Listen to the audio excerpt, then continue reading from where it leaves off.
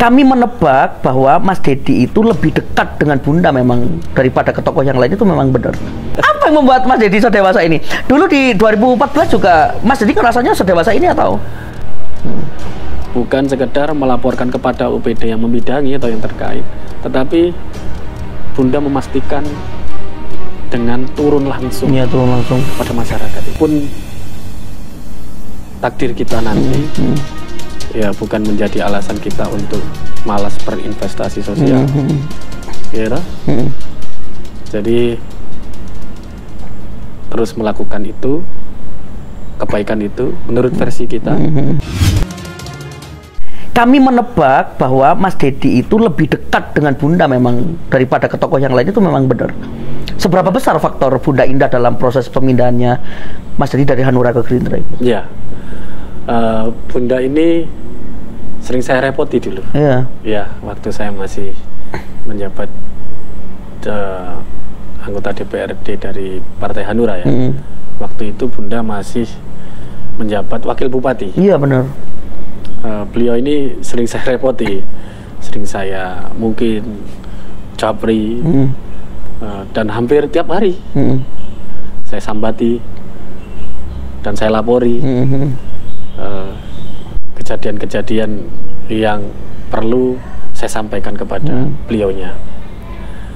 Jadi luar biasa, beliau itu banyak mengajarkan tentang bagaimana politik dan pemerintahan secara tidak langsung kepada saya. Jadi ketika saya mendapatkan laporan dari masyarakat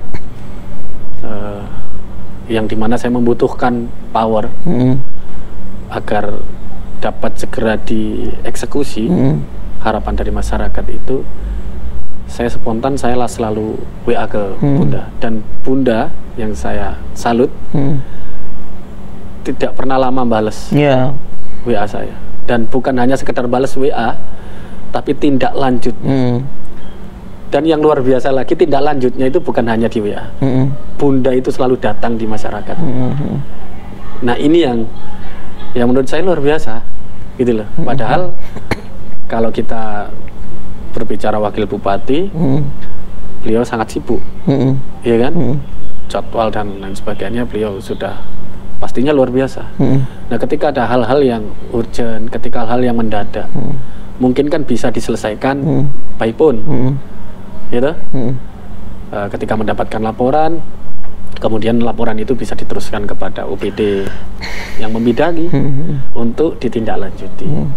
Tindak lanjut itu akan dilapor balik kepada wakil bupati sejauh mana tindak lanjut itu kan selesai.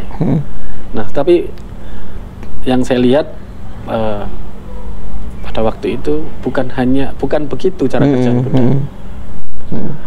Bukan sekedar melaporkan kepada UPD yang membidangi atau yang terkait, tetapi Bunda memastikan dengan turun langsung, turun langsung kepada masyarakat itu. Dan saya selalu dikabari, dan saya sempatkan untuk ikut mendampingi.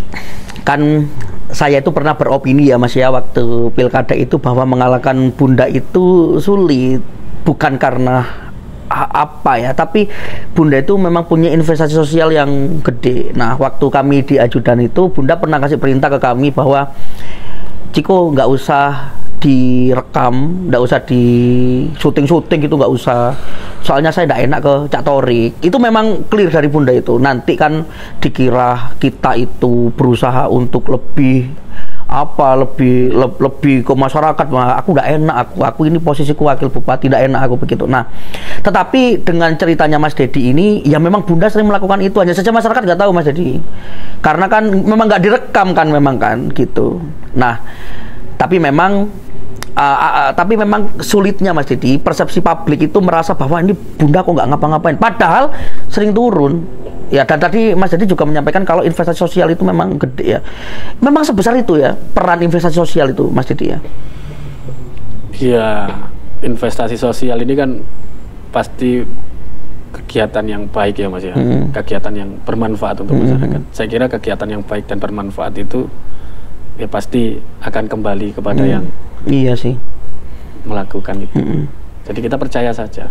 Jadi Bunda itu selalu ngajarin ke kita kalau kita sebagai politisi itu semisal nyalon tapi modalnya kurang ya, modal itu mungkin untuk bikin kaos, bikin banner, kita perbanyak saja takziah gitu, karena orang-orang itu mungkin yang kena serangan politik, serangan fajar, tetapi yang udah kita sambangi rumahnya itu nggak mungkin nggak milik kita gitu. Itu pesannya Bunda ya. Oke, luar biasa. Nah, dapat berapa suara itu di 2014? Saya tebak 12.000 lebih ya. Itu kok bisa dua kali lipat gitu ya Mas Dedi ya? Itu apa tipsnya itu? Yang paling besar menang di Kuternon. Ya. 12.500 suara. Ya, dari 3 kecamatan itu. Gila ya. Kalau di 2014 itu berapa kecamatan? 5. Kalau 5 tahun berikutnya? 5. Masih 5, sekarang 3. Wih, gila. Apa tipsnya itu Mas Dedi? Investasi sosial. Berarti Mas Dedi benar-benar turun ya programnya itu ya ke masyarakat begitu? Iya, kembali lagi ya Mas, kan kita itu kalau sudah memegang amanah di pemerintahan, pastinya kan kalau kita berniat untuk membantu masyarakat itu akan banyak cara, gitu. Akan banyak kemudahan yang mungkin bisa kita lakukan melalui jalur pemerintahan. Maka di situ saya niatkan untuk saya maksimalkan. Mulai dari 2014 saya terus belajar dari senior-senior di parlemen, juga di birokrasi, tentang pemerintahan, juga tentang politik.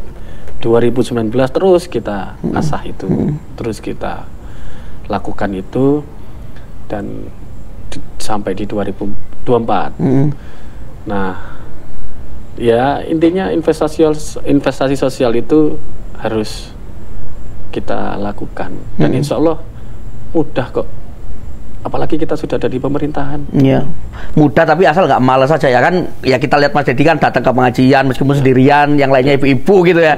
Tapi kan kadang politisi-politisi kita itu kan kadang males gitu ya. Nanti aja deh, nunggu 2 tahun baru kita kerja gitu. Ternyata nggak begitu kan cara kerjanya Mas Dedi. Ya kembali ke niat pribadi ya. Makanya kalau Mas Ciko tanya ke saya berusaha untuk melakukan itu continue ya. Iya. Karena saya tidak terlalu menuntut, saya nanti kepinginnya harus begini-begini, enggak. Saya percayakan investasi sosial itu akan juga membuahkan kebaikan juga kepada diri kita. Kan begitu ya? Benar. Apapun takdir kita nanti, ya bukan menjadi alasan kita untuk malas berinvestasi sosial. Ya, jadi terus melakukan itu, kebaikan itu menurut versi kita. Walaupun mungkin kalau politisi itu melakukan sebuah kebaikan dan kemudian ada publikasi, terkadang kan ada perspektif masyarakat itu yang menganggap itu pencitraan dan sebagainya. Kan begitu ya? Tetapi jangan sampai itu menjadi penghalang niat kita untuk selalu membantu masyarakat. Kalau masyarakat menganggap itu pencitraan, tidak masalah. Di mana kita ada pencitraan, pasti di situ kita memberikan manfaat. Iya benar. Potong TikTok ya. Sebentar, Mas Dedi. 12.000 itu suara tertinggi di Gerindra ya. Iya. Luar biasa. Dan Mas Dedi, kita kan seusia ya Mas Dedi. Kelahiran tahun 89. Iya, 2 tahun di atas saya. Iya. Apa yang membuat Mas Dedi sedewasa ini ya? Dari tadi kan kita ngelihat, wah ini banyak quotes yang bisa dipotong TikTok ini, nanti dikasih lagu-lagu sedih gitu. Langsung FYP. Apa yang membuat Mas Dedi sedewasa ini? Dulu di 2014 juga Mas Dedi rasanya sedewasa ini atau berproses saja ya? Ya perjalanan Mas. Ya, kan semua itu pasti kita mengalami proses dan perjalanan untuk tumbuh ya. Jadi pribadi yang terus tumbuh.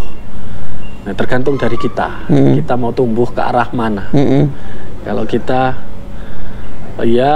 mau menjadi orang yang terus menjadi orang baik, ya kita harus berproses melalui kebaikan itu sendiri, dan itu harus continue. Dan itu harus continue apapun sudah kondisinya.